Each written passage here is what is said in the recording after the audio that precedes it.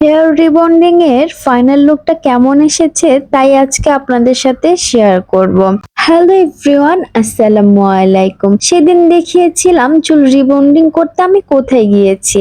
খুব খোঁজাখুঁজি করার পর ভালো একটা পার্লার পেয়ে গিয়েছি চুল রিবন্ডিং করার জন্য, সোনালিস মেকওভার হেয়ার কেয়ার। প্রথম দিনের কিছু ফুটেজ আপনাদেরকে দেখাচ্ছি আমার চুলটা কেমন হয়েছিল। চুল রিবন্ডিং করার পর আমি আর আমার ছোট বোন চলে গিয়েছিলাম পাশেই একটা সিপির দোকানে। তাদের ফ্রাইড রাইস, চিকেন ফ্রাই আর চিকেন ললিপপ নিয়েছিলাম, ও সাথে মিন্ট ফ্লেভারের স্প্রাইটও ছিল। যাই হোক, তারপর 3 দিন পর গিয়েছিলাম চুলটা ওয়াশ করাতে। এখন দেখাচ্ছি ফাইনাল লুকটা কেমন এসেছে।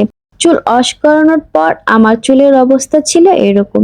ভালোই কিন্তু হয়েছে, কারণ আমার চুলে কালার করা ছিল, রাফ হয়েছিল, তারপরও মাশাল্লাহ অনেক ভালো হয়েছে। কয়দিন পর আবার যাব আমার চুলে কালার নেওয়ার জন্য, তখন আবার আপনাদের সাথে শেয়ার করব। চুল রিবন্ডিং শেষ করে আমি একটু মার্কেটে গিয়েছিলাম। মিরপুর হোপ মার্কেট তো আপনারা সবাই চেনেন, ওখানে কম বেশি সবাই যায়, এখানে সস্তায় অনেক কিছু পাওয়া যায়, তাই আমি চলে গিয়েছিলাম হোপ মার্কেটে।